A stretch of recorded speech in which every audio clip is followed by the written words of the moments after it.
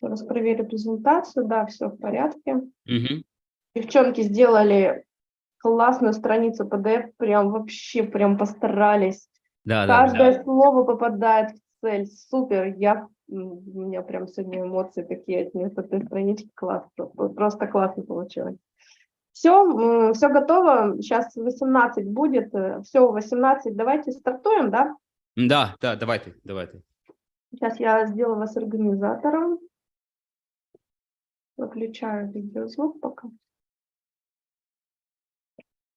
Mm-hmm.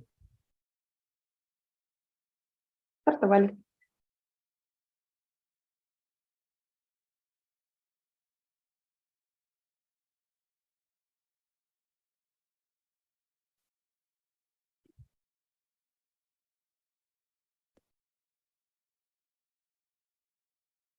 So hey there, everyone. Welcome to our first free lesson from this free IELTS crash course. My name is Nash Shakhtar. I'm an official IELTS administrator and a certified IELTS trainer. So before we start, I would like to know whether you can hear me. If you can, please type yes.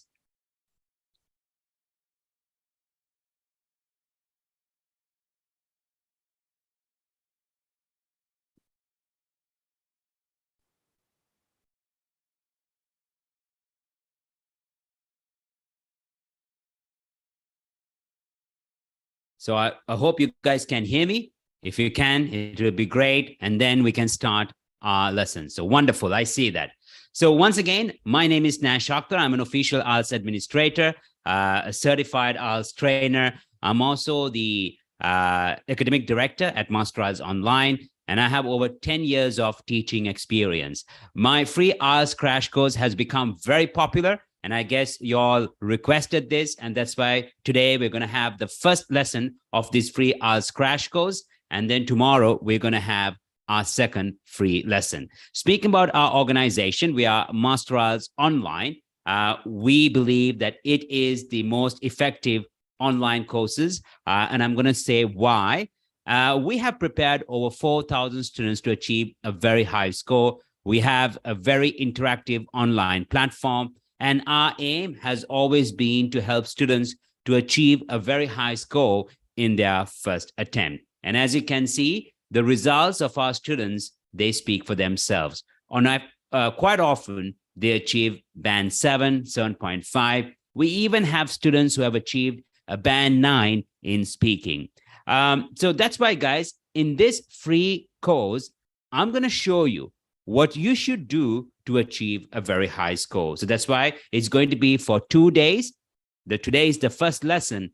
And tomorrow, I must say it's the most important lesson. Tomorrow is going to be our second lesson. So during our first lesson, I'm going to introduce IELTS in general, a very important skill, a skill that you all should master. Then the 4 essential skills for reading and listening, how to answer true, false, not given, and then how to answer short answer questions in listening. So we're going to do a bit of reading. We're going to do a bit of listening. And also we're going to focus on paraphrasing. But guys, tomorrow is the most important day, and you must attend the lesson, because tomorrow I'm going to gift my ebook, which is actually a speaking guide for IELTS.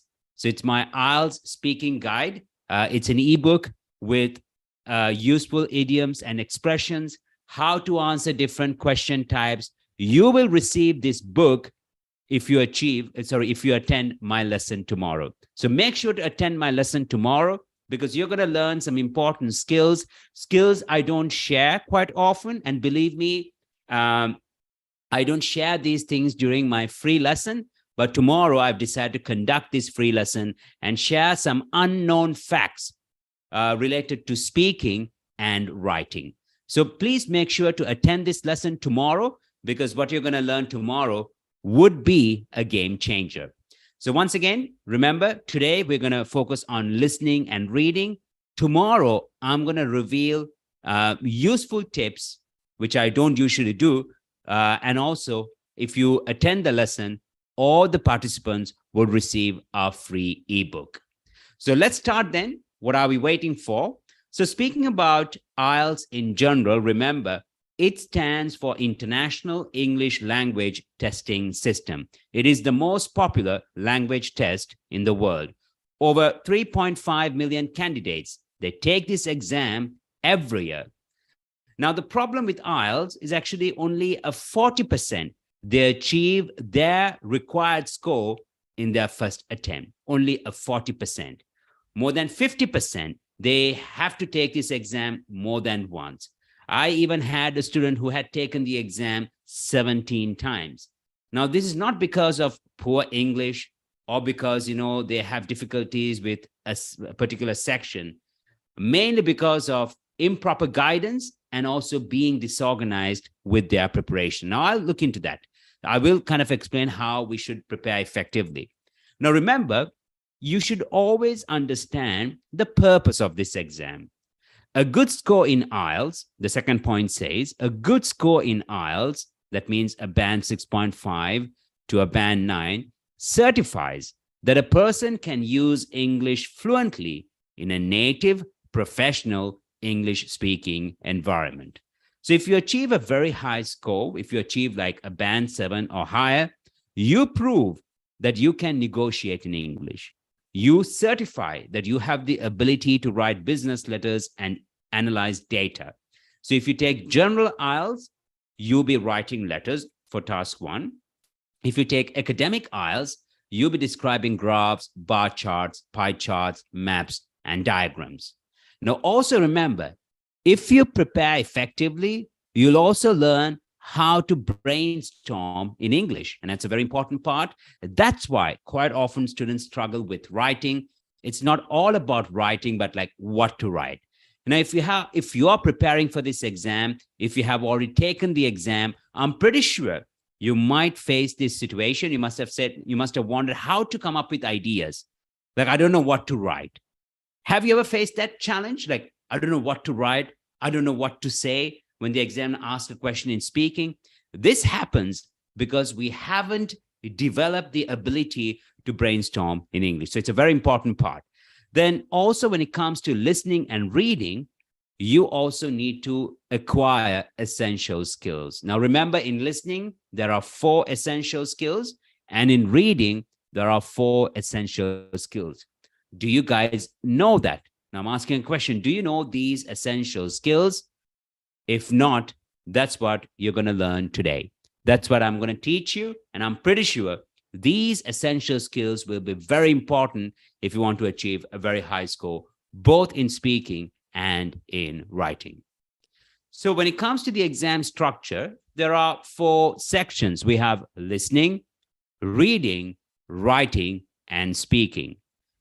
And quite often, one might say that listening is the easiest section and writing is the most challenging. Well, writing is the most trickiest. And based on our research, if you look at how students perform, quite often students achieve 9, or if they prepare well, if they prepare effectively, if they acquire all the essential skills, I would say you can always achieve a 9 in listening.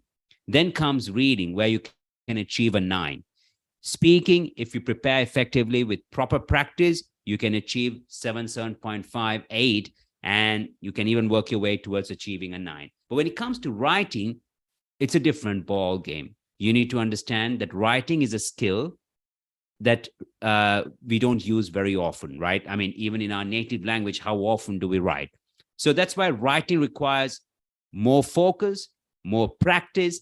And when it comes to writing essays in IELTS, it's totally different from writing a newspaper article or writing a story. We need to be formal. We need to be structured. Whenever we come up with ideas, we need to give relevant examples. So that's why it requires more effort, more focus, and I would also say more time if you're aiming for a very high score in writing. However, it doesn't mean that you can't achieve a very high score in writing. What I'm saying is it requires proper guidance. You should make sure that your essays are checked by certified IELTS trainers, trainers who are experienced, because nowadays either it's too expensive or it's really difficult to get detailed feedback, especially when you write essays.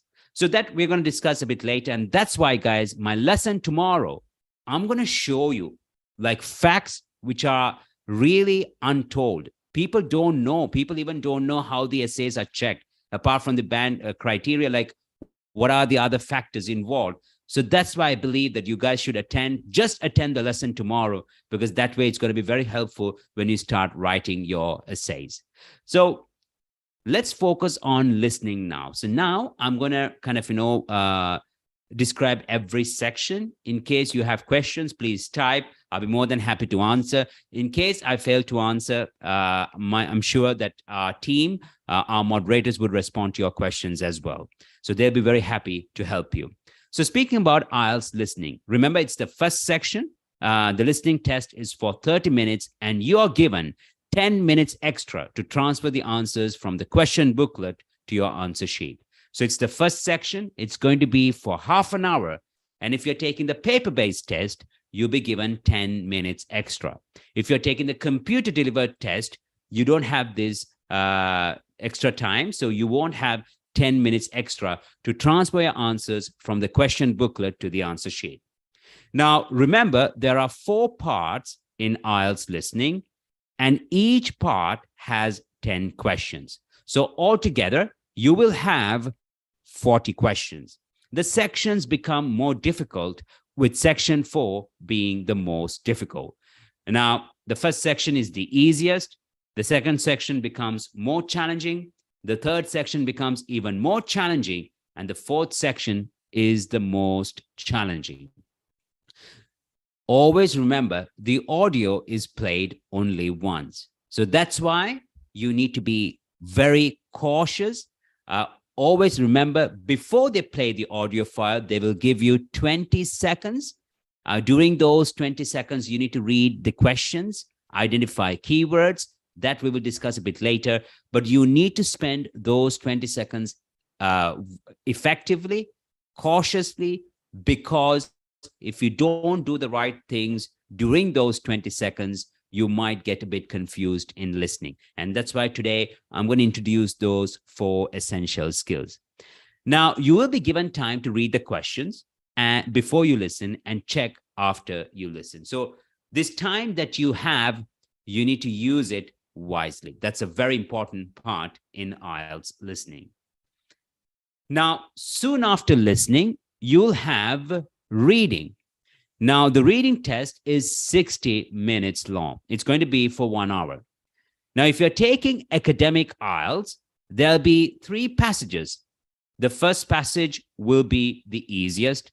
The second passage will be more complex. And the last will be the most complex. Now, remember, the first passage is the easiest. The second passage becomes more complicated. And the third passage is the most challenging. So that's why, because we have 60 minutes, spend 15 minutes on the first passage, spend 20 minutes on the second passage, and spend 25 minutes on the third passage. So always remember to have like a lot of time for the third passage, to spend the most of the time on the third passage, because it's going to be the most challenging. Have you ever faced this when you do practice tests where you are able to answer all the questions from the first passage, everything is going fine with the second passage, but at the end, you don't have time to answer questions from the third passage? Quite often, students tell me, like, at the exam, I couldn't answer the last 4 questions, or I didn't have time to answer the last 5 questions. This is because of poor time management. So guys, please keep that in mind. Whenever you do a practice test, do not spend more than 15 minutes on the first passage, spend 20 minutes on the second passage, and spend 25 minutes on the third passage. So please remember, write it down, because I'm pretty sure you will not find this information anywhere else. So in reading, in total, there'll be 40 questions, and each of the 3 passages will have 12 and 14 questions. So between 12 and 14 questions. So always remember, for every passage, there'll be between 12 and 14 questions. Now, unlike listening, if you're taking the paper-based test, there is no time in reading to transfer your questions from the question booklet to the answer sheet. So in reading, guys, you need to write down your answers within 60 minutes. You will not have extra time. Only in listening, if you're taking the paper-based exam, you will have 10 minutes extra. So how to master IELTS reading? We will discuss a bit later. Now, guys, I'll be more than happy to answer your questions. Please type if you have questions related to listening and reading. During the process, I'll be more than happy to answer them as well. Now, as for IELTS writing, remember, it's going to be for 60 minutes, and you will need to complete 2 writing tasks. You will have task 1, and also you'll have task 2. For task 1, you're given a task based on graphs and processes for academic IELTS. So we've already discussed that. So for task 1, guys, you need to describe graphs, pie charts, maps, diagrams. Now, remember, when it comes to task 1 descriptions, you have line graphs, like, these are graphs based on trends. You might have bar charts where you need to compare or you need to describe trends. Pie charts, the same. You need to compare 2 differences, or you need to compare 2 different periods. And then there could be trends, increasing, decreasing. So these are things that you need to learn if you want to achieve a very high score. Quite often, especially with task 1, academic writing, students just prepare for graphs. At the exam, they might have a bar chart and a pie chart together. Or maybe at the exam, they could have a table and a pie chart together. So that's why you need to know, or you need to be prepared to deal with any question type. Don't have the attitude of like, I hope it's going to be a pie chart. I hope it's going to be a table, because that is also not a very good attitude or even an approach if you want to achieve a very high score. So here at Master IELTS Online, we usually teach every aspect. We cover all the components. So we start from line graphs, bar charts, pie charts, maps, diagrams. And when it comes to bar charts, pie charts, we teach our students how to describe trends, how to compare 2 different situations, what kind of constructions we should use, what kind of vocabulary we should use, and what words we should avoid. And then, guys, in our VIP course, we call it the IELTS Expert course, we check more than 12 essays. So when it comes to general writing, remember, for task 1, general writing is like really easy because you need to write letters. So when it comes to task 1, general writing, you need to write formal letters, semi-formal letters, and informal letters. So semi-formal, it's like, you know a person, maybe it's your employer, maybe it's the dean of your faculty, you're writing a letter. So that's like being semi-formal. You know the name, that's why it becomes a semi-formal letter. If you don't know the person, it's a complaint letter, you're writing a letter to a company, it becomes a formal letter. So when you write a formal letter, it should really look like a formal letter. If you're writing a semi-formal letter, it should look different from a formal letter. You need to know all those things. And when you're writing an informal letter, it should look very informal.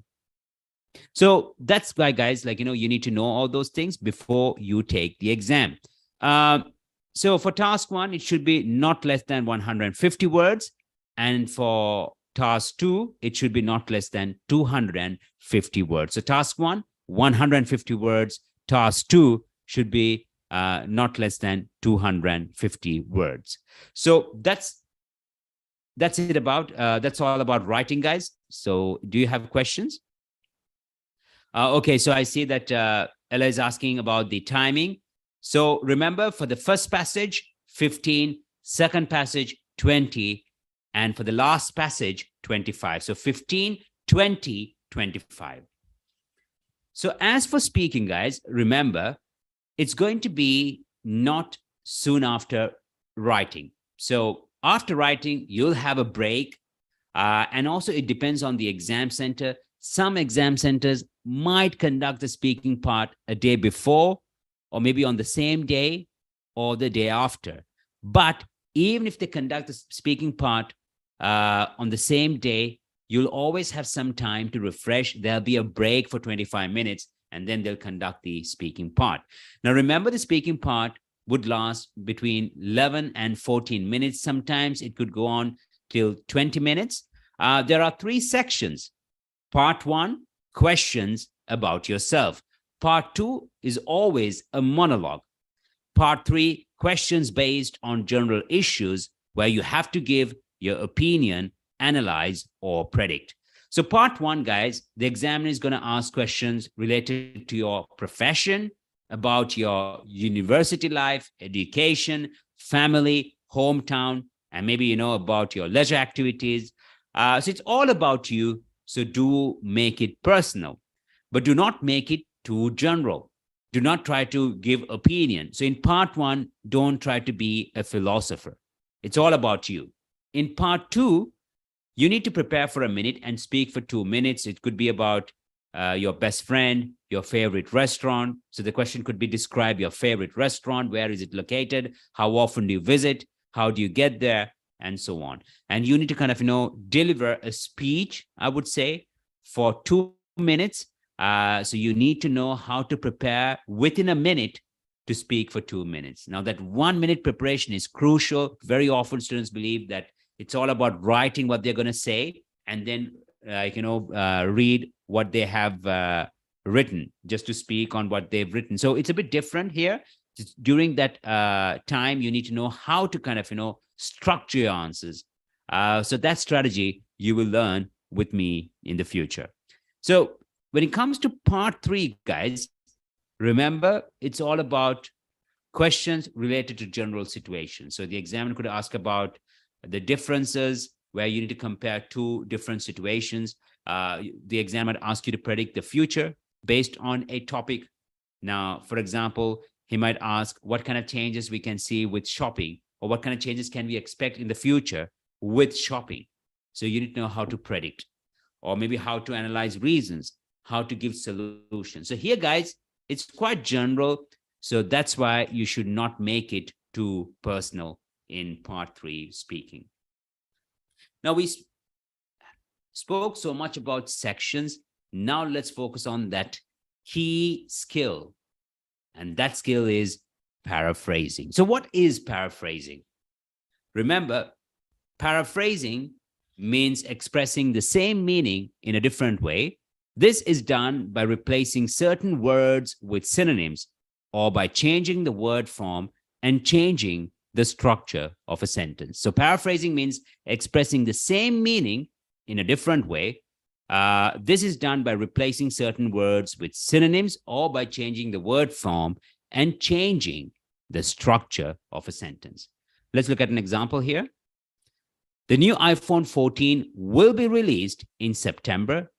And the paraphrase sentence says, the launch of the new iPhone 14 will be in September. What have we done here? We have replaced released with the word launch, and we have changed the word order. Like, the launch of the new iPhone 14 will be in September. The launch of the new iPhone 14 will be in September. Paraphrasing is an important skill. Once again, remember, in listening, you'll have to paraphrase. In reading, you need to implement this skill. In writing, when you write the introduction, you need to paraphrase the statement of the question. In speaking, you should not be a parrot. So if the examiner asks, do you like sports? You can't say, yes, I like sports, right? So that's what we're going to look into. So now let's see the 3 ways of paraphrasing. So the first way is to convert the word form. Now, you can always convert a noun to a verb, an adjective to an adverb, or the other way around, like an adverb to an adjective or a verb to a noun. Look at these examples. Let's do the first one now. So I want you guys to get involved with me. Yanni was the composer of Winds of Orchids. Yanni was the composer. What is the verb form of composer? And what's the answer here? Yanni Winds of Orchids. Now, a verb is missing, so I want the verb form of composer. It was in the past. What's the answer here?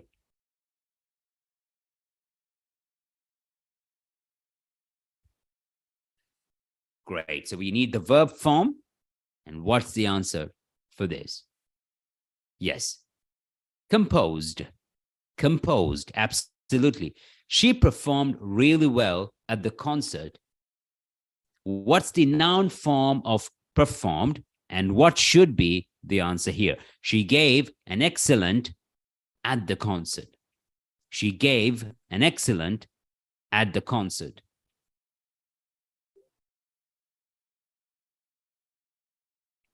So very good, guys. The answer for the first one is composed. Lovely, lovely, right? Composed. Yani composed winds of orchids. Now, second one is she performed really well at the concert. Yes. So she gave an excellent performance at the concert. Yes. Sarah and her friend had creative differences. Sarah and her friend creatively. So what's the verb form of differ? Performance is the answer for the second one.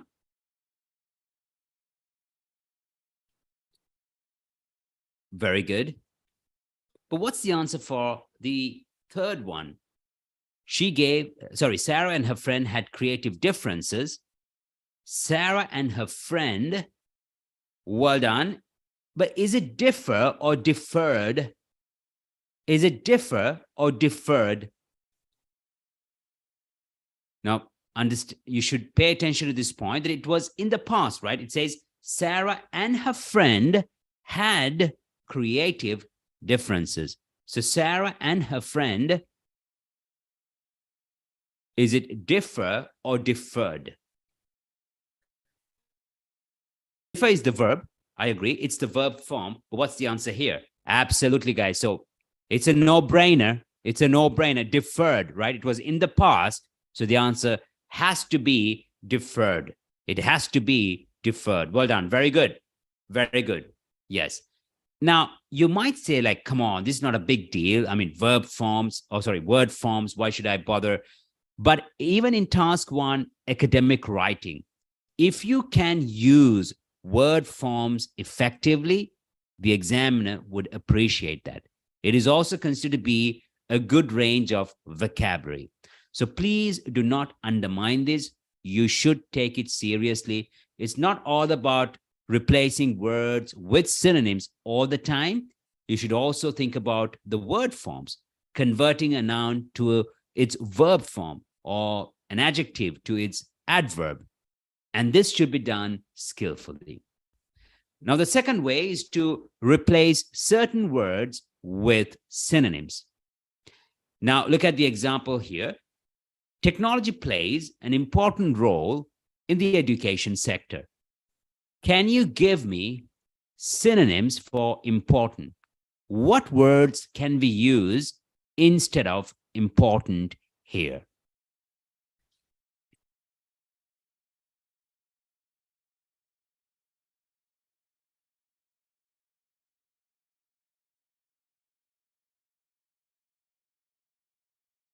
So technology plays an important role in the education sector. What words can we use instead of important? And guys, I want more than one option here, okay? I want you all to push yourself. Can you give me more options here? Like, very good. Now I see that it's coming, like vital, essential, pivotal, significant, okay, crucial. What else, guys?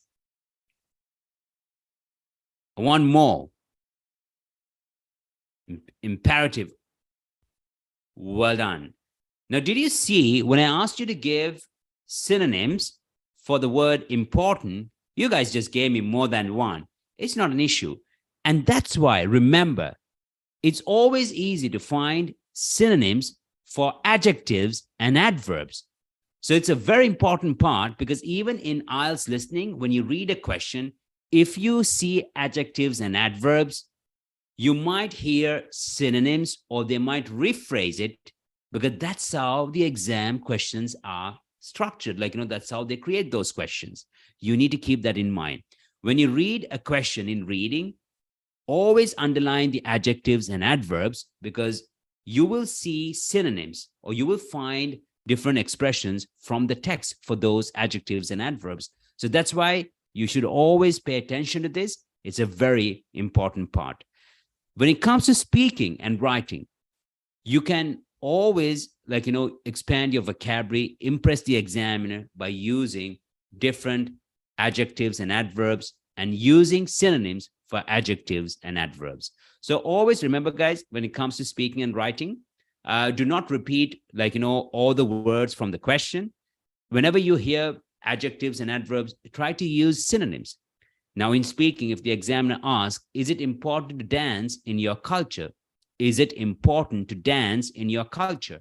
You should not say, yes, dancing is important in our culture. You can say, dancing has always been a crucial part in our culture. Dancing plays a pivotal part in our culture. That would sound better. So it's always easy, once again, remember, to find more than one option or more than one synonym for adjectives and adverbs. Great. Well done. So look at the next task. I'm going to push you guys a bit more. I want to see how you can come up with synonyms. Look at the first sentence here. It says, smoking is bad for health. Smoking is bad for health. Can you give me synonyms for bad?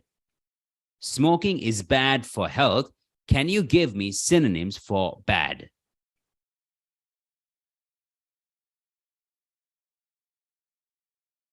Do you guys know synonyms for bad? Like smoking is bad. So based on this context, guys,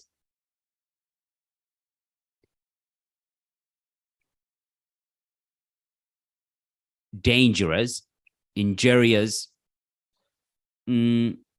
harmful, I would say much better. I like the word harmful. I love the word harmful. Anything else? We can also use the word detrimental here. Detrimental, destructive, detrimental. I think those are the most appropriate options. Number 2, guys. Okay, detrimental. Well done. Very good. Awful is more for speaking. I might not use when I write essays, but fine. Look at number 2. It is a big problem. Big problem. Can you give me synonyms for problem? It is a big problem. So can you give me synonyms for problem?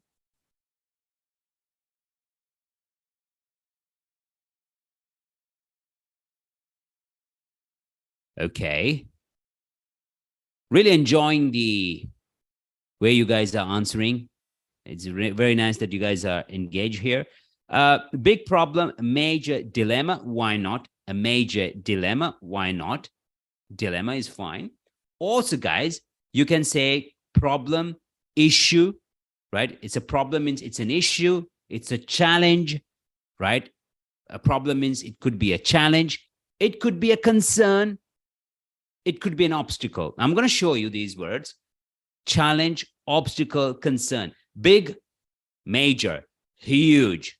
Yes. So major challenge. Well done. Very good. Major challenge. Very good. We must save the environment. We must save the environment. So what about the word save? Save the environment. Save. We must save the environment. What about save?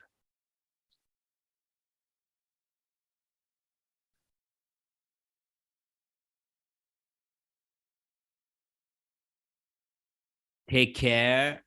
It's the last one. Okay, but we have to protect, preserve. Yes. You see, protect, preserve, conserve. You see, protect, preserve, and conserve. Yes.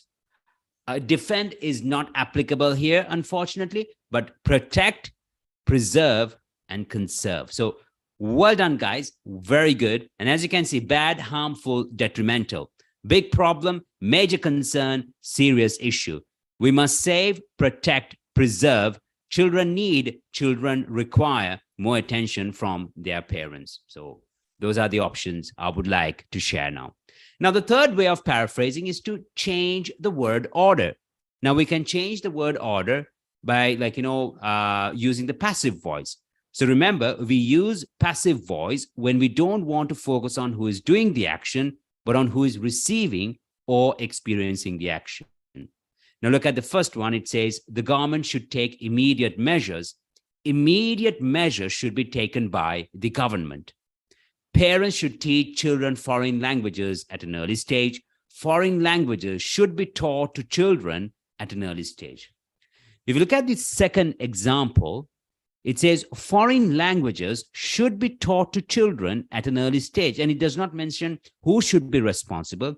It does not mention who should be responsible. It emphasizes on the action, on the solution. So that's why, guys, when you write reason solution essays, you can use the passive voice when you want to give a solution. Now, that's how we teach our students. We just don't introduce sentence structures. We also teach them how and when they should use such sentence structure. But that's very important in writing. So once again, remember, we use the passive voice to emphasize on the action when we don't want to mention who should be responsible for the action. That's why for if you want to be diplomatic, if you want to kind of be indirect, you can use the passive voice as well. Fine. So now let's focus on how to achieve a band 9 in listening. So guys, who would like to achieve a band 9 in listening? And can you tell me who is struggling with IELTS listening here? Who is struggling with IELTS listening and who loves IELTS listening? Who loves listening and who's struggling? Come on, let's be open, type. Let's get even more active now. So who's struggling with listening and who loves listening? I did tell you it's the easiest section, but you never know. Some might struggle, some might love it. So when you say me, I don't know whether you like it or whether you're struggling, but I do see me's coming here. Now, we have this situation where you do a lot of practice tests, nothing is working, fully frustrated because we keep on making the same mistakes over and over. And someone is saying here that can't get more than 34 answers. Struggling, love it, struggling. I hate when they give a lot of text to get through. Fine. So remember, guys, you just need to understand the principles. So first of all, in order to love listening, you need to listen. And it's not about IELTS listening. You need to expose yourself listening to BBC podcast. You need to watch documentaries, talk shows. So it should be a daily habit, and you need to do that with a lot of passion. You need to know the approach to every question type. So you need to know how to approach every question type. Do you guys know the types of questions we have? That's a very good question. Then do at least 4 practice tests before you take the real exam and constantly assess your progress. You need to assess your progress on a regular basis. Now, someone told me that he can't go beyond 34.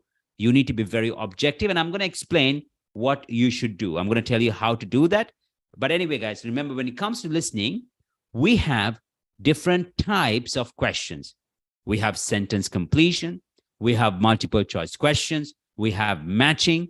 Then you need to know how to complete a plan, map, diagram, and how to label. Then we have to complete forms, notes, flow chart, summary completion, and also you need to know how to answer short answer questions. So it's very important.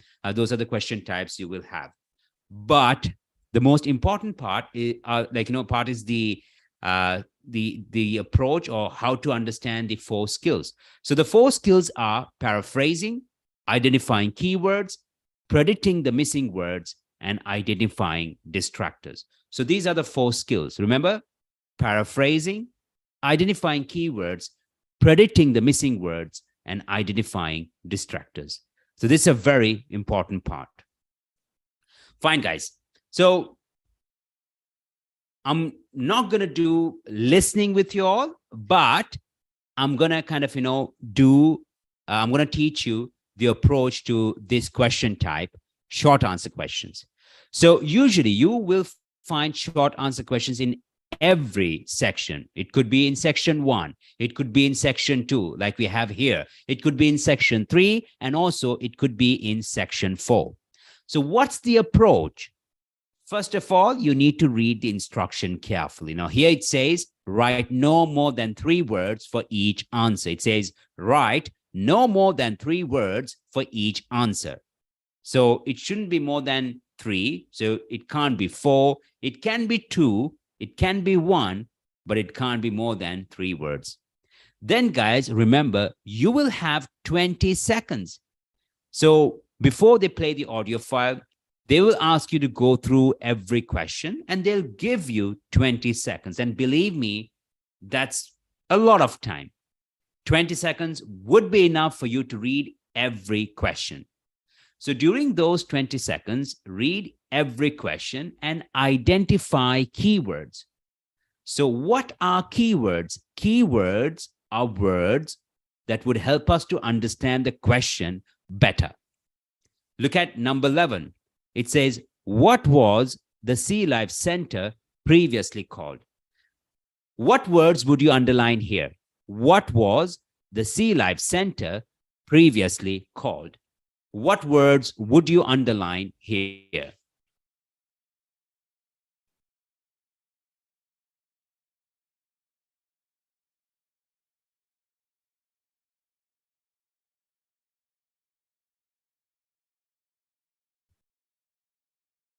So keywords are words that would help us to understand the question better. What was the Sea Life Center previously called? What words would you underline here? I'll give you a small hint. Previously called, well done, and the subject. That was my hint. Sea Life Center previously called. Well done. Sea Life Center previously called. Sea Life Center previously called. Now, previously is an adverb. Now, I did tell you that when you hear, when you see there are adverbs, you might hear synonyms. You might hear rephrased options. So can you give me a synonym for previously, and also how to say it in a different way? Like, for example, Sea Life Center previously called. How would you say this in a different way? How would you say this in a different way? So Sea Life Center previously called.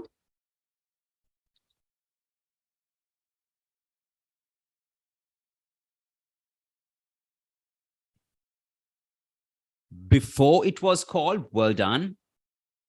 Past, but what? Like, can you give me a phrase? Because when you mentioned past, I can't understand.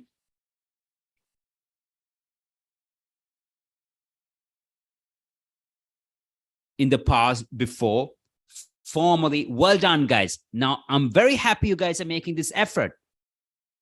Or firstly, or it used to be called, or initially it was called. I would also use the word initially, like previously, initially. It's also an adverb. Initially it was called. Well done. Very good. Now, this is a very important thing. So before you listen, you need to read each and every question, identify keywords. Keywords are adjectives, adverbs, the subject, and the verb. Whenever there are adjectives and adverbs, try to think about synonyms. Try to say it in a different way, because when you do that, you will be more attentive to identify the correct answer. Then you'll not be confused. Then it's not going to be that challenging. Remember that. Okay. Number 12. What is the newest attraction called? Can you underline the keywords here? What is the newest attraction called? What is the newest attraction called? What is the newest attraction called?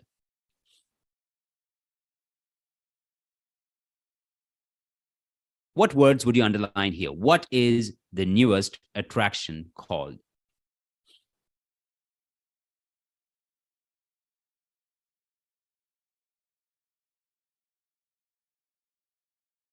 Well done. The keywords are newest attraction. Can you give me a synonym for newest then? Well done. Lovely. Very good. You guys have understood the task very well here. You guys know how to identify keywords. I'm super happy.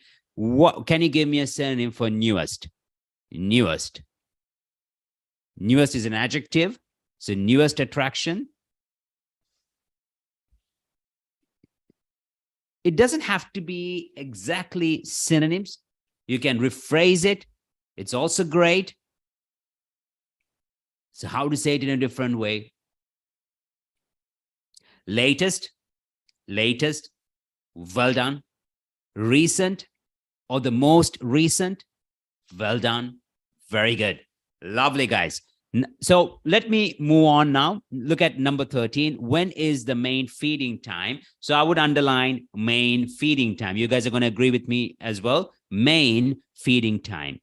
And remember, whenever you have to deal with time, price, distance, they will always try to confuse you. They will always try to confuse you. They might say, like, it used to be at 3 p.m., but then we decided to do it a bit earlier. So now it's going to be at 1 p.m. So whenever you see this kind of question, you need to be very attentive. Pay attention to the distractors. They might say it used to be, or we used to have, but now. So always pay attention to those phrases. That way you'll be more attentive. Then what can you do with a VIP ticket? What can you do with a VIP ticket? So it will be what can do VIP ticket. What can do VIP ticket. So what can you do with a VIP ticket? What special event will the Sea Life Center arrange for you? Special event, Sea Life Center arrange. So guys, always learn how to identify keywords. Always try to underline them.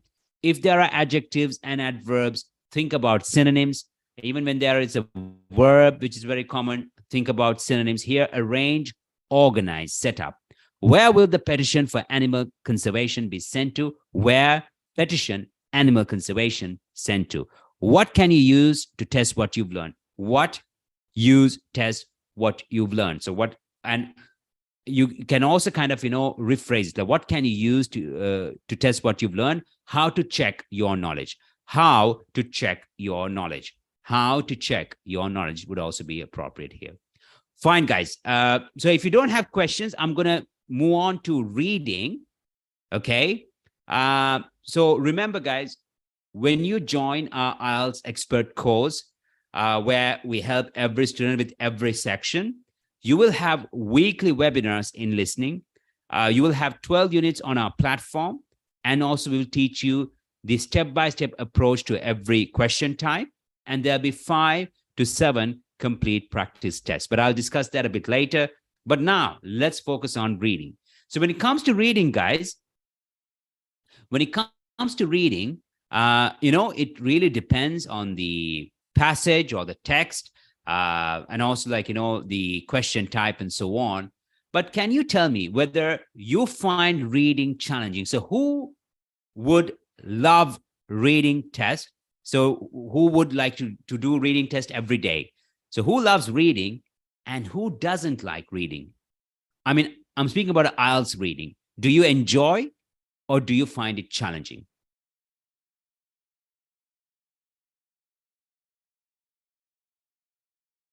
So do you find reading challenging? Who loves reading?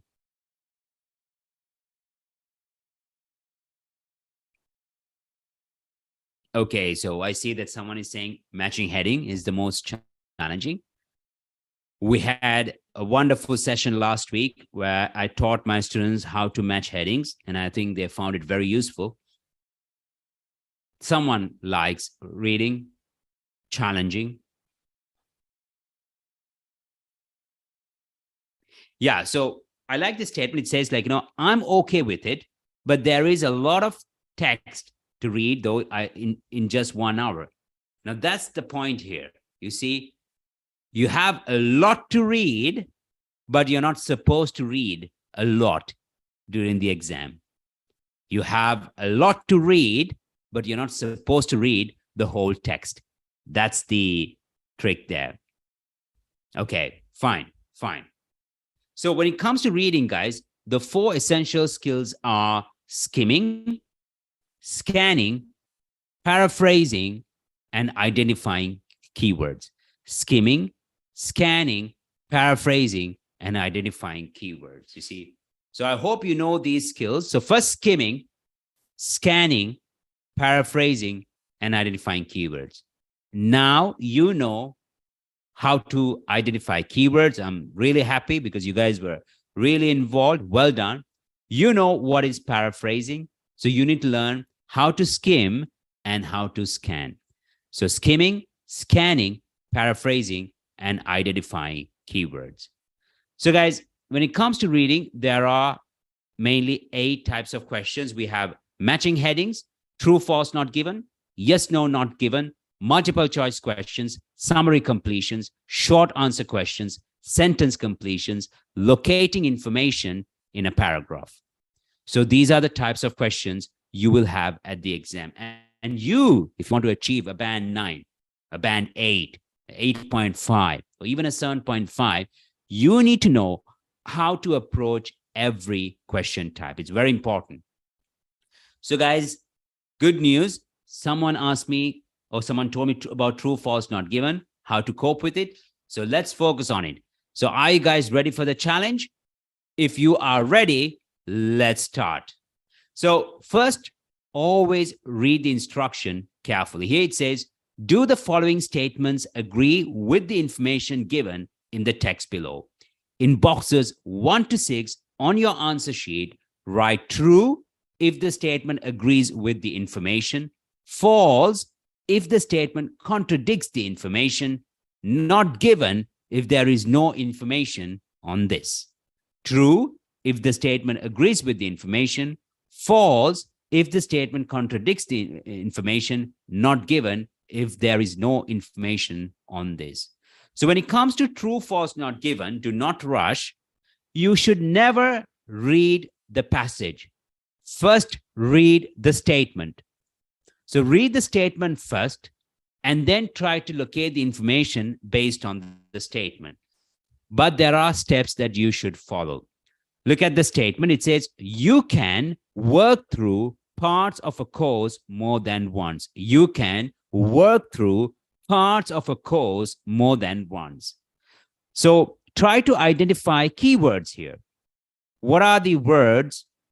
What are keywords like you can work through parts of a course more than once? So we can say work through parts of a course more than once. Work through parts of a course more than once. Rephrase it. Say it in your own words. How to say it in a different way, guys? Can you type the rephrase sentence of it? It says, you can work through parts of a course more than once. Work through parts of a course more than once. Can you repeat it? Sorry, can you rephrase it for me? How to rephrase this?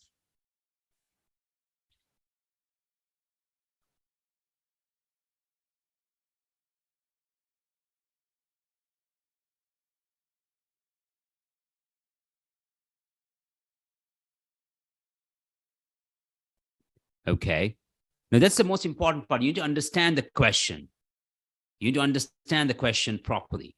You can work through parts of a course more than once. Work through parts of a course more than once. What does it mean?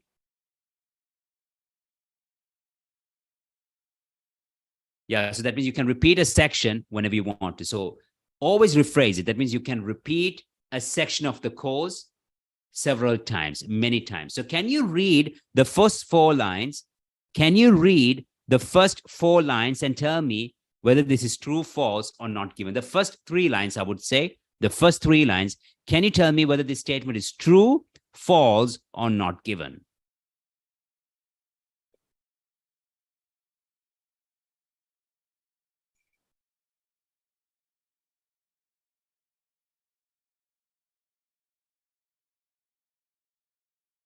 You can work through parts of a course more than once. That means you can repeat a section of the course several times.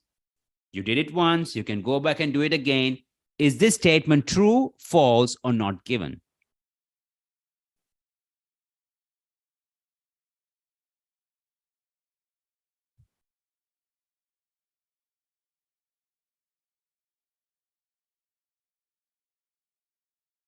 Well done. It is true. It is true. And it says all our courses are taken online using a computer. So you can work through the course at your own speed and go back to any session whenever you want to. All our courses are taken online using a computer. So you can work through the course at your own speed and go back to any session whenever you want to. That means you can repeat a section of the course several times, more than once. Yes, well done. Very good. Guys, did you understand the approach? Always read the statement, never read the text. Read the statement, underline keywords, try to rephrase it. Please do that. It's not my tip. It's not my advice. That's how it should be done. That's part of the syllabus. In order to understand the question better, rephrase it. Say it in your own words. Then, based on the keyword, the subject, it could be a name. It could be like here, the course. Yes. Try to locate the information. Scan for the information. And once you scan, when you find the information, read it attentively. And whenever you see adjectives and adverbs, when you read the passage, you will find synonyms. They might say it in a different way. Okay, now let's move on to the next question. The number of courses offered by Learn With Us has increased enormously. The number of courses offered by Learn With Us has increased enormously. The number of courses offered by Learn With Us has increased enormously. Can you identify keywords here? Can you identify keywords here? The number of courses offered by Learn With Us has increased enormously. The number of courses offered by Learn With Us has increased enormously. What are the keywords here, guys? Don't rush. Go with me. Do not read the text. Do not read the text now. Focus on the statement. Yes, number of courses increased. The adverb, enormously. Number of courses increased enormously. Well done. Number of courses increased enormously. Number of courses increased enormously. Yes. Now, guys, can you rephrase it? Well done. Can you rephrase it? What does it mean? Number of courses increased enormously. Can someone paraphrase this? It's an important skill that we learned today. How to say it in a different way.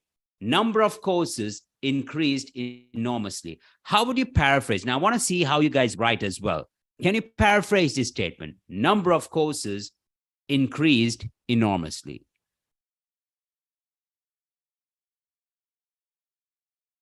Okay. Well done.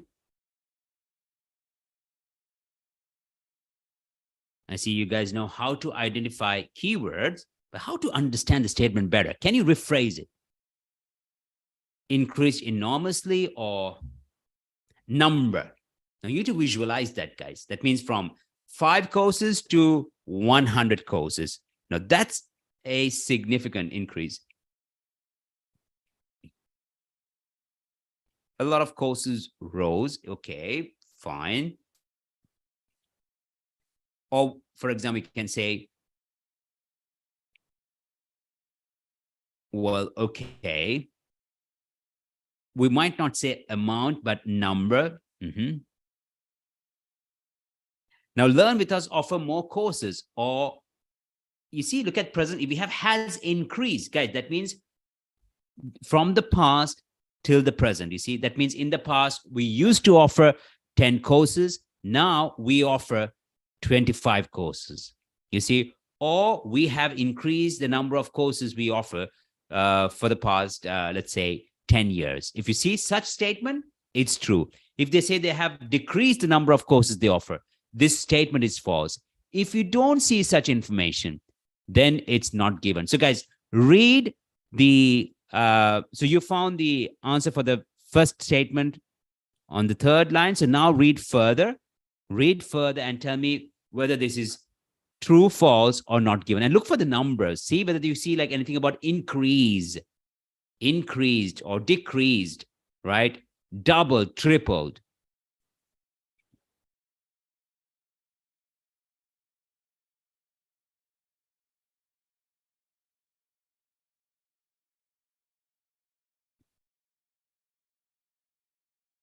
has increased, guys. So you also think about the past. Do they mention something about the past and the present?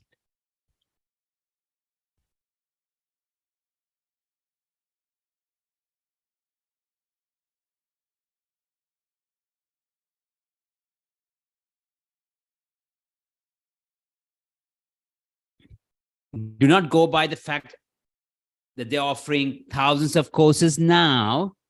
That's not enough for us to come to a conclusion. We also need to see how many courses they offered in the past and whether it has increased since then, you see? So you have to kind of really look into that, guys. So do not rush.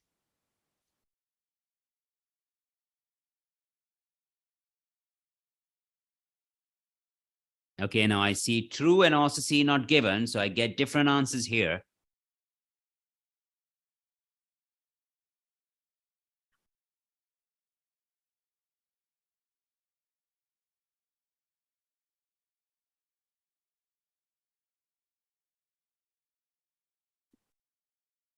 Wonderful, wonderful. So it is not given. Yes, it is not given. Yes, they do say here, we offer hundreds of courses in a whole range of subjects from reading, writing, and maths to business and management. Many of these are specially designed for people, but nothing about an increase. 100 is a big number, but we don't know whether they have increased the number of courses they offer. So we don't have that information, and that's why you should follow the tips I've shared today, guys, the guidelines. I'm not even saying, I don't want to use the word tip here. It's actually guidelines from the British Council. I'm an official IELTS administrator, and I know that's how they create all these question papers based on these principles. So remember, read this question, read the statement carefully, identify keywords, and then try to say it in your own words to understand the statement better. Then based on the keyword, it could be the name, a date, the subject, locate the information, and then see whether it's true, false, or not given. True, false, or not given. That's it. That's all. Fine, guys. Now, let us move on to the next question. By the way, we have 2 questions now, and you're going to do it by yourself. I'm not going to help you guys. But remember the principles, okay? Read every question carefully, underline keywords, identify the keywords, say it in your own words, locate the information and see whether it's true, false, or not given. And when you type, say number 3, what's the answer? Number 4, what's the answer, okay? So many staff members have worked through a Learn With Us course themselves. Is it true or false? Many staff members have worked through a Learn With Us course themselves. Then you have to pay to take a Learn With Us course. You have to pay to take a Learn With Us course. Identify keywords and try to locate the information. So can you do number 3 and number 4? Please follow the steps I've shared with you all today. Do not confuse it. Number 3, what's the answer? And what's the answer for number 4? Many staff members have worked through a Learn With Us course themselves. Does this mean that they have also taken this course? Have they studied in these courses? Do you see such information when you read? Is it true? If they say that they haven't, it's false. If you see there is no such information, it's not given. Number 3, many staff members have worked through a Learn With Us course themselves. Do not get deceived by the phrase work out.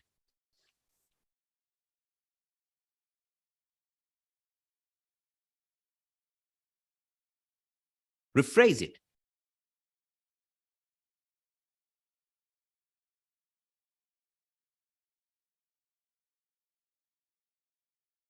Those who rush to answer, always when you rush to answer, guys, you might get it wrong. Be attentive. It's your first time. Just don't rush.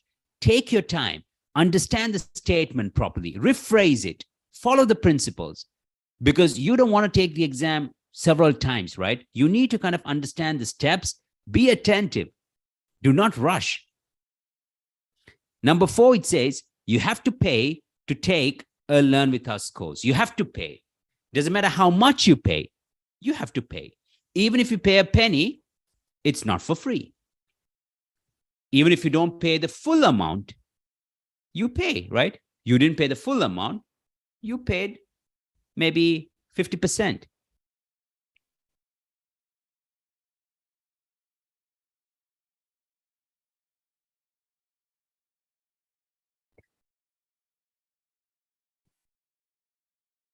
Never rush to answer, guys. And even if you did, go through, double check. Many staff members have worked through a Learn With Us course themselves.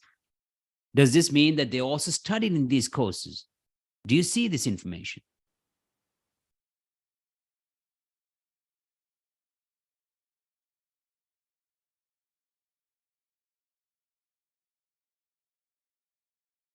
I'm giving some time because I really want you all to get these answers correct. And now I must say that I'm starting to smile because I do see that you guys are getting it right. Slowly, but steadily. Slowly, but steadily.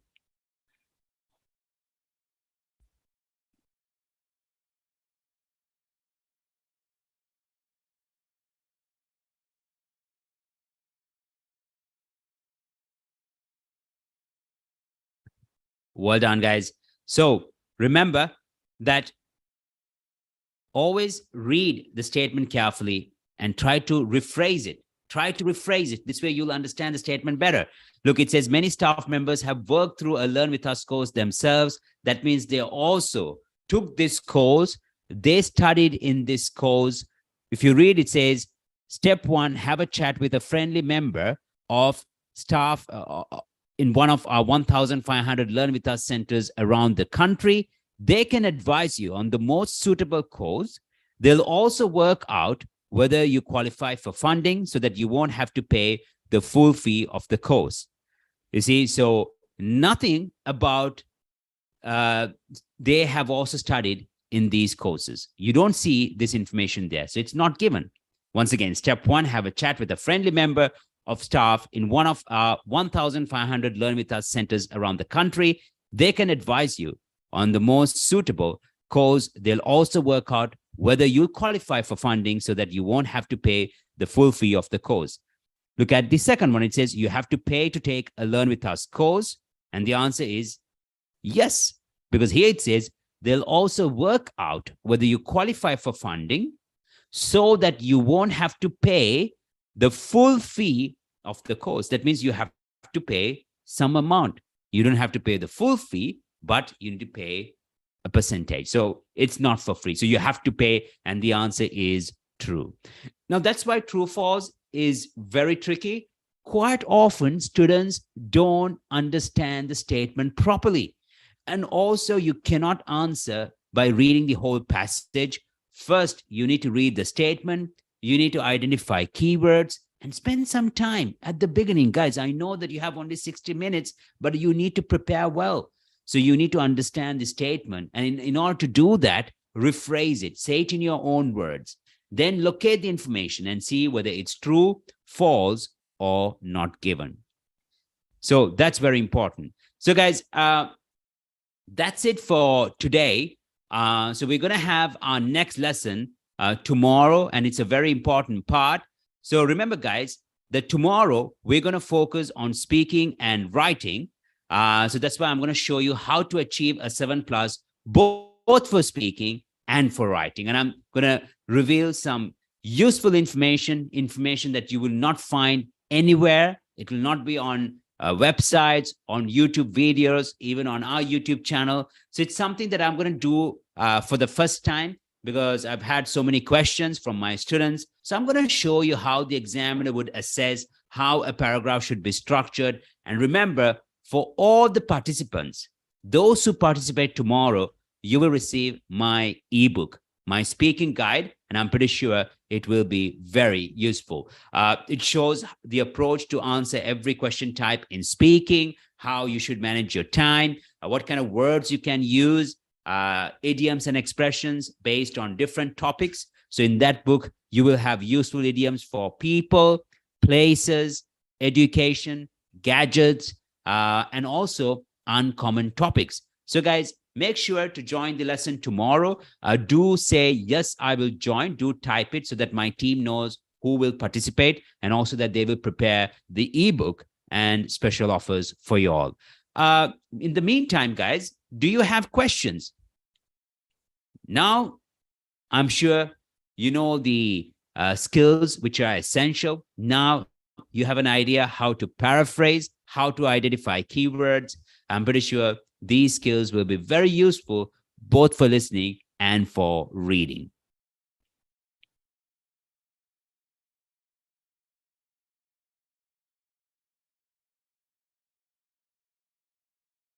So in listening skill, especially part 4, all the options and answers are. Well, listening section 4 is the most challenging. I told you, it's always based on a lecture talk. And quite often you need to complete a summary based on the lecture talk that you hear. So you just need to kind of, predict the missing words. That you need to do it very quickly. So there are skills that you need to master, but I would always focus on section 1, section 2, and section 3, improve my skills. And then based on those skills, I will focus on section 4. We actually, guys, have special techniques we teach our students on our platform. We have a separate unit, especially for section 4. And believe me, nowhere you will learn those skills.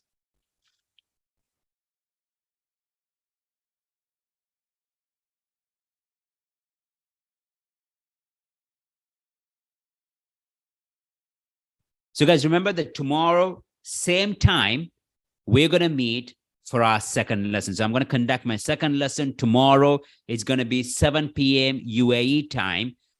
It's going to be 8 p.m. Tashkent and 9 p.m. Kazakhstan. So I'm looking forward to teaching you guys tomorrow. Okay, how can we find highlight keywords if you take the CB exam? You have this option.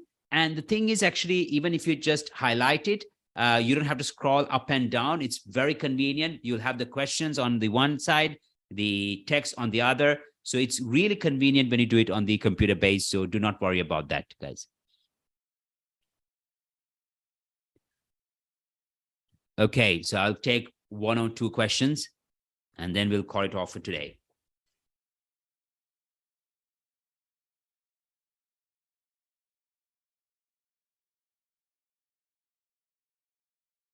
So great, guys. I'm really happy that you found it useful. If you found this useful, tomorrow, believe me, you'll be overwhelmed, because I'm going to share some useful tips, especially for speaking and writing. And you know that quite often students struggle with writing. So that's why I believe that tomorrow you should attend, and also looking forward to teaching you.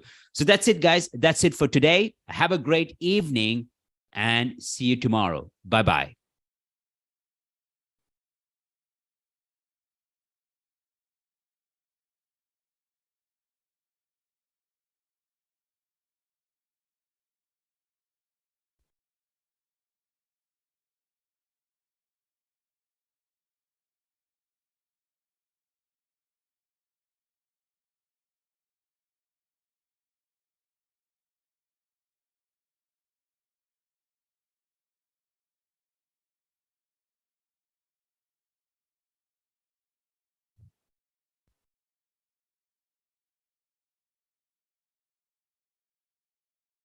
Так, Нэш, отлично, завершились.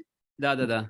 Хорошо сегодня было, очень много про завтра. Прям вы сегодня молодец, на высоте.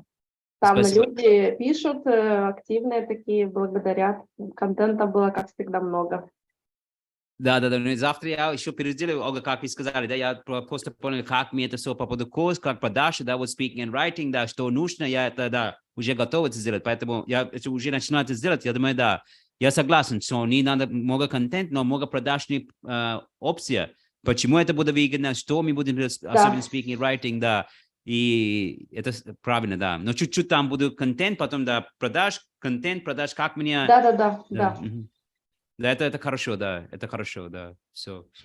Ну, Ольга, честно говоря, я думаю, вот это автовебинар будет работать, если все там будет, ну, я думаю, будет все хорошо, понимаете, если мы там модерацией... Конечно, будут, ну, они везде работают, но это технология, она не может не работать. Если утюг включили в сеть, он будет греться, но никак тут по-другому не будет. Его главное доделать, доточить и выдать действительно хороший вебинар. Ну, то есть мы к этому идем уже прям такими хорошими большими шагами, подходим, и каждый веб у вас все лучше и лучше, очень здорово получается.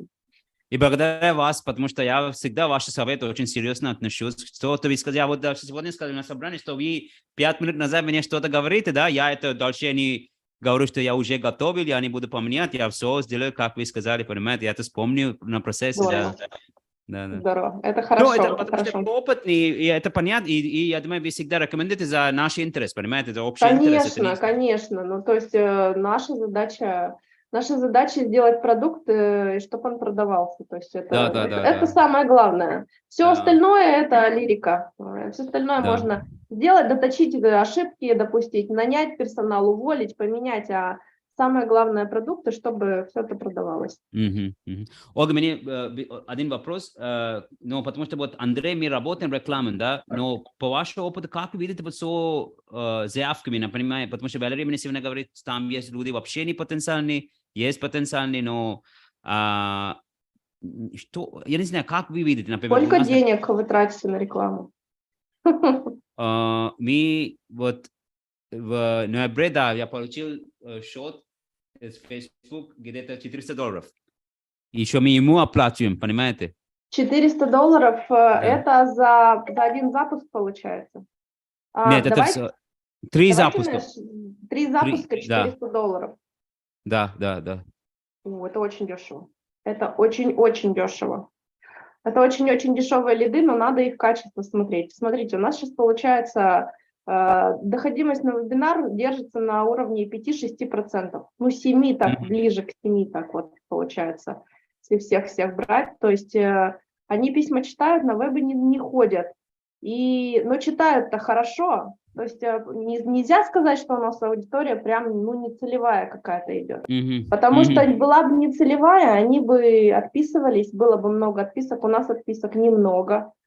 Вот, ну и эта цена очень дешевая, правда. Но мы $400 тратим иногда на 4 подписчика. Да, то есть это очень... Подписчики сейчас очень дорогие, реклама очень дорогая. То есть не знаю как, может быть, вы ведете активно там соцсети, это как бы вот это еще. Это большой минус, Ольга, потому что Анастасия вчера тоже об этом поговорила, потому что вот это все Фейсбуком, да, ну, это, как говорят, VPN там неудобно, я вчера Анастасия говорила, что контент нужно подготовить и поставить постоянно. Это очень важно. Я тоже видел, там какой-то бизнесмен говорит, что вот это инфобизнес, да, все время там рилсом, постом, понимаете, это постоянно как, молиться. Тем более у вас аудитория не российская, Facebook для них вообще как для нас, не знаю, Telegram. Да. И так. Наверное, как-то так. И мы очень, это очень, вот я думаю, декабря я сказал, Анастасия, да, что нужно это сделать, потому что, вы знаете, до 25-го мы что-то еще будем, потому что после, Рождества, да, 25-го, международного, они не будут ничего работать до 1-го, а 1-го у нас праздник, поэтому мы все равно потом 2 недели не будем работать, потому что они тоже не будут ничего до... Не, вы ошибаетесь. Вообще сильно ошибаетесь. Тут вообще самое-самое время начинается. Люди отдыхают, часть из них, конечно, будет сидеть за столами и все остальное, но через 2-3 дня им это надоедает. За столами сидеть нормальные люди долго не будут. А те, кто подписывается на вас, это не люди, которые сидят за столом по 10 дней. Ну да, согласен. Поэтому здесь наоборот надо сосредоточиться и вот прям в этот момент их всех подхватывать, предлагать им учиться. У вас выходные, вперед. посидели за столами 2 дня и учиться. У нас вообще в новогодние праздники самая лучшая продажа. Вот как они с ноября начались, вот ноябрь, и у нас последние такие показатели вот по нашей школе были в январе. И все это время мы падали, просто падали до самого вот октября. И вот в ноябре мы выровнялись к уровню января. И сейчас я думаю, что декабрь и январь это вообще самые лучшие месяцы. Хорошо. Поэтому надо обязательно, ни в коем случае мы не отдыхаем там 2 недели. Декабрь их точно продаем, январь точно продаем, то есть это самое лучшее время для обучения. У людей освобождается время, и они начинают учиться. Хорошо, вы так сказали, да, я очень благодарен, да, хорошо, да, я точно, но я всегда, да, я просто думаю, я точно понимаю, что почему вот это люди долго отдыхают, я думаю, да, поэтому, да. Максимум, мы третий, у нас 1-2 всегда дежурство, ну, то есть кураторы смотрят, работают, есть отчеты, люди отчитываются и 1, и 2, 3 уже все, 3 мы их хватаем, это наше время. Это то же самое, что закрыть магазин на выходные перед Новым годом. Это вот то же самое. Это просто глупость, если мы сейчас их... Это самое наше время хлебное. Потом, когда люди выйдут на работу после 15-го, там будет завал, им будет некогда, всякие отчеты январские, все прочее. Там немножко подупадет, но совсем немножко. То есть это хлебное время, это надо иметь в виду обязательно и продавать в этот момент. Хорошо. И с оффлайном, кстати говоря, мне кажется, то же самое. То есть, да. Если вы им предложите в оффлайне, например, экспресс-курс за 2 недели, я уверена, они пойдут, потому что очень многим разумным людям, ну, таким разумным, которые хоть на что-то вразумительное подписаны, им не нужно будет сидеть 2 недели за столами, они потратят это время с пользой. Да, я согласен, Ольга, согласен, да. So. Ну, спасибо вам, спасибо за... Да не за что, все хорошо, это моя работа очень, мне очень нравится, что у нас все продвигается. Да, я тоже вот видел, это по деньгам, что продажи начинали, да, дальше Кирилл, все сейчас все другое отношение, понимаете, все понимаете, что можно подольщаться, нам нужно еще вкладывать, понимаете? Отлично, очень хорошо, очень хорошо. Ну, то есть нам надо понять, для самих себя, вот вы в первую очередь поймите, что инфобизнес и инфо-цыганство – это вообще разные вещи. Продавать – это то же самое, что преподавать. Вы несете пользу людям, то есть вы даете им то, что им нужно. Вы продаете их мечту, то есть продавать это не так, как в Египте, возьмите, нате, вот подержите, и купит человек, а продавать это... вести человека к его мечте. Ну, то есть, когда у нас вот такой подход, у нас в голове все меняется. Поэтому продажник – это такой человек, который продает мечту. Вот и все. Ну, надо с этой стороны относиться. Да, я согласен, да, спасибо, да, я согласен, да. Вот. Ольга, все, еще, тогда до связи. Да, и вот эта запись я посмотрю выходных, и если я все могу... я сам могу это все... Я знаете, что хотела предложить? Этот самый... А мы можем с вами в какой-нибудь в субботу или воскресенье вместе в Zoom собраться? Хорошо. И смотреть сценарий. Дело в том, что мы там можем побыстрее смотреть, помедленнее смотреть, перемещаться. Я прям экраном поделюсь, и мы с вами прям просмотрим этот сценарий, и там, где слайды вдруг не совпадут, мы их поменяем тут же, сразу же на нужный. Давайте вот так сделаем. Хорошо. А вам во сколько удобно, Ольга? Вы подумайте, мне утром неудобно, днем, мне только вечером. Например, 5, 6, 7, 8, 9, 10, ну как? Так, ага, так, давайте, наверное, тогда, давайте в субботу.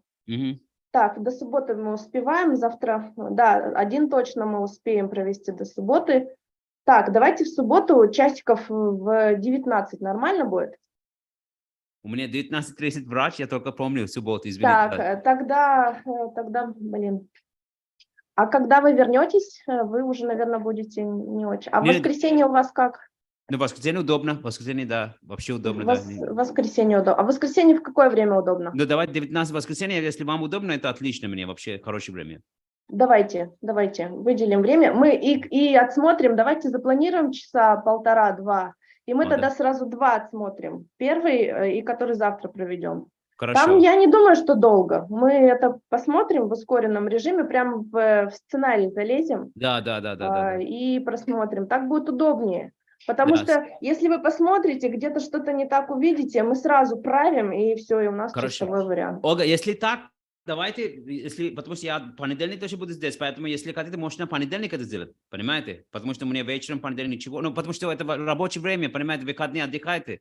Если мы можем, если у вас есть время понедельник, давай понедельник, что вам... Я не хочу ваши выходные вам трогать, да, зачем? Вы отдыхаете, давайте в понедельник. Давайте в понедельник, а в понедельник тогда тоже вечером.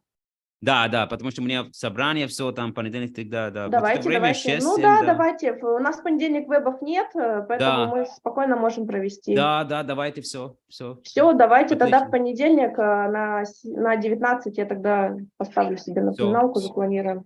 Хорошо. Все, отлично. И все, и тогда можно будет во вторник уже все проводить, вторник, среда. Хорошо, Ольга, все, спасибо вам. Спасибо. Да, все, до связи, Наш.